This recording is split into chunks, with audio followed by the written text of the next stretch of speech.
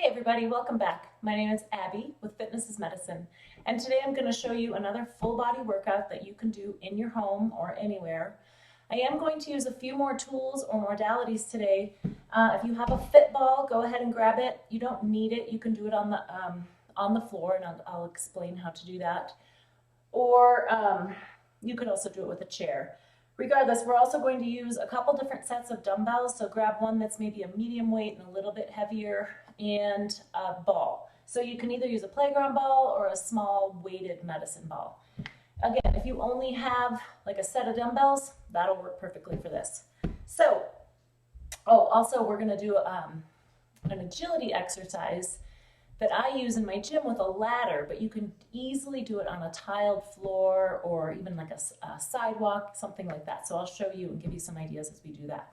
Okay, we're gonna start off with a chest press with a bridge on the ball. So if you don't have a ball, go ahead and just lie down on the floor with your back flat, knees bent, and we'll do a chest press there. But if you do have a ball, grab your weights, sit on the ball, and then you're just gonna slowly walk yourself out so that your shoulders and head can rest comfortably on the ball. You've got a flat surface from your knees to your shoulders, so don't let your hips sag. And then we're gonna do an alternating chest press. So we're gonna push one up and then the other. So this requires quite a bit more core stabilization to press one up and then the other. Because as one is pressing up, you're trying to stay nice and steady and not rock or substitute. If you find you're doing that, maybe grab a lighter set of dumbbells. You can also put your hands in like this so that your elbows are staying close to your side, or out like this, like you're holding a bar. So either way, whatever's most comfortable on your joints. We're gonna do 10 on each side.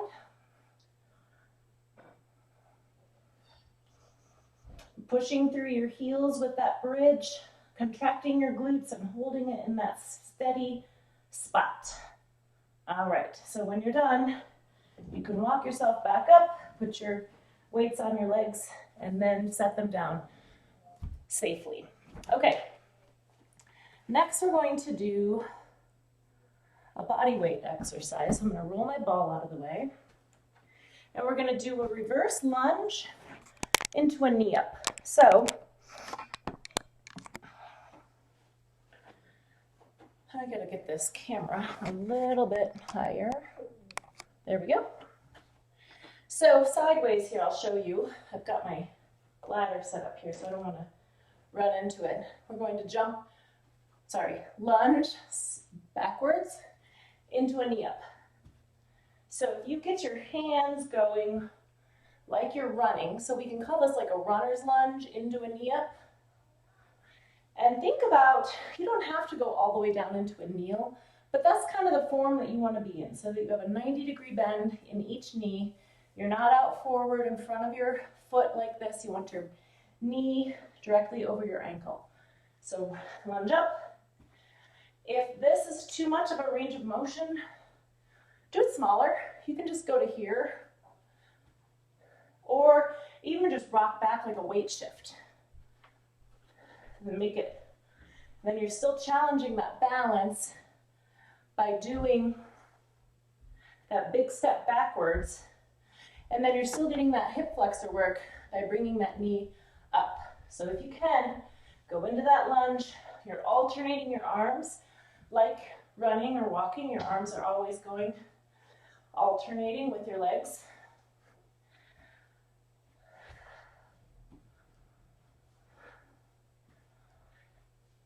Okay, so now we're gonna switch legs. Other side, kneel all the way back. This is a really big step back so that you can maintain that 90 degrees in all of your hips and your knees here.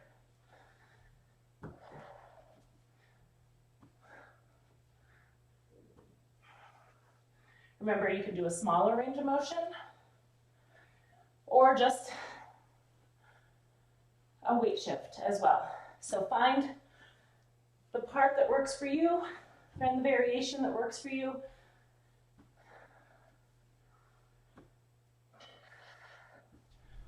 And keep breathing.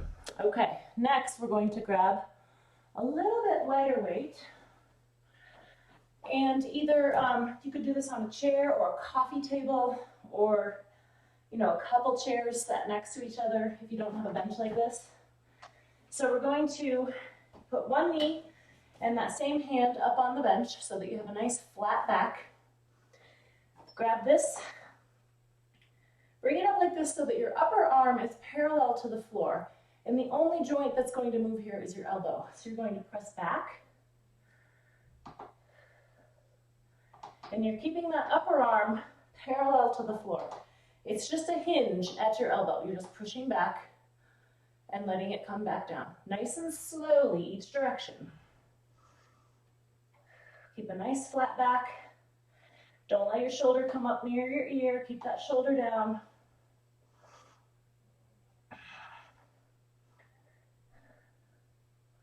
Okay, after you've done 10, you can switch sides. If you find you don't have quite a heavy enough dumbbell or other type of weight, you can do a few more and slow them down. So you're not going to be able to really see here, but my upper arm is parallel to the floor and I'm pressing straight back. We're doing a lot of one-sided or alternating things today that requires more stabilization from your core, and it actually makes those muscles work harder when you're only doing one arm. After 10, go ahead and stop. Because they don't get the other arm to stabilize with. Like a lot of times if you're right-handed and you're doing something that's two-handed, you're able to sort of stabilize it. It's not quite as hard because your muscles are working at the same time. If they have to work one-sided, it's harder for our bodies, and so we have a higher calorie burn and we have more stabilization going on in your core in order to maintain that proper form. Okay, next we're going to lie down on the floor and grab that ball that I talked about, a small ball. I've got my little medicine ball here. And lie down on the floor with your knees bent. We're going to take that ball overhead. So the ball is overhead, your knees are down. You're going to keep that knee bend throughout this. But what you're going to do is bring the ball and your knees together. You're going to put the ball between your knees, and the same thing is going to happen, but you're going to switch where the ball is. So the ball transfers. Your arms and legs are going down and up the same way each time, but your knees have the ball, and then your hands have the ball. So we're doing a good core workout here. If this bothers your back, stop. Remember that flattening your back to the mat. You want to maintain that. That's important to protect that low back. Flatten that back to the mat or the floor. Maintain that. If you can't maintain that, make sure you keep your knees nice and bent. The more bent you keep your knees, the easier it is on your back. And then you could just bring this to your forehead if bringing it over your head is too much for your back. And if still all of that hurts your back, forget about the ball and just bring your knees up and down like this. Having your hands here to stabilize is easier to help keep that back flat. Similarly, if you need a little bit more of a challenge, you can straighten out your knees, but that is much more challenging on the back. So if you have any back pain, don't do that with your knees straight. Keep them nice and bent. Okay, next we're going to do ladders. So this is an agility drill that I do in my gym a lot. Having quick feet and being able to move your feet quickly is a great way to avoid falling. So I don't really recommend using jump ropes like I have here, but this was my easiest way I could demonstrate. Having tiles on the floor is a really good way to do this. Like if you have tiles, now I don't have the jump rope in there. Okay, so I just used a couple jump ropes to make it look like a ladder. I have a ladder in my gym, but the other thing you could do is just tape. You could use tape and make, a few squares on your floor. If you have You could do it outside on your sidewalk. You could use painter's tape or masking tape. You could even do it on your carpet. It's not going to hurt. Those come up nice and easily. So what I want you to do is stand before you start. We're going to go in and then on the outside. So you want like about a foot and a half square. In, out, in, out, out. And try to stay up on your toes. So then we're going to come back, leading with that same foot. In, out, out. Into the middle, on the outside. Into the middle, on the outside. So now we're going to switch which foot you lead with. We're going to go in, out, left, right, left, right, left, right, left, right. And then, as you start to get the hang of it, speed it up a little. The reason I don't want you using something like jump ropes at home is because if you catch your toe on it, you could fall. Tape I really like, or tiles, because there's nothing to catch your toe on. Okay, after you've done those a couple times through, then we're going to do high knees. So stepping to the side, high knees. Really stepping really wide all the way to the opposite side of that square. And then backwards the same, facing the same direction so that you go both ways, utilizing both directions and making your legs work the same. And then if that feels okay and you're doing okay, the more you can pick it up, the better.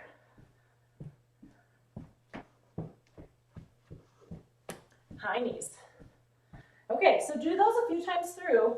Really challenge that balance and challenge that agility. The more quickly you're able to move your feet, the lower your chance of falling. So working on that agility, working on wider steps and changing it up is a really great way to, work on that and aid in your ability to, catch yourself if you're falling or be able to step over things. When I tell people to do these high knees, stepping sideways, I tell them to envision stepping over their sleeping dog. High knees all the way over. You don't want to wake them up. All the way to the side. And back. Okay, great. Now the last one we're going to do is we're going to grab another set of dumbbells. Again, you can use the same set for all of these. Or, if you have a good amount of weights. Ooh, I grabbed the wrong set. If you have lots of different options, you can, mess with it and figure out which works best here. I'm going to have you do shoulder press in a tandem stance. So put those feet right in front of each other. If you're not able to stand with your feet in a tandem stance like this, just stagger them just a little. So we're narrowing that base of support, working on your balance, working on your core stability all the way up. Okay, if you have low back pain, you can do this seated or seated on a ball. But bring those knees up to bring those weights up to your shoulders, and we're going to alternate. Again, we're alternating, so we're requiring a lot more core stabilization. Keeping that core nice and tight to protect that back as you press that weight overhead. Think about putting away heavy dishes in the high cupboard, or putting away your groceries way high up in the cupboard, or just maintaining that good shoulder strength for posture and stability. Keep breathing. Make sure you keep your shoulders down away from your ears. So don't go like this. Keep them down as you press your arm up.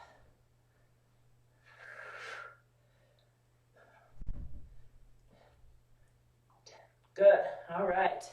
I'm just going to go through those one time for you today, but I do think you should do them at least 2 more times through.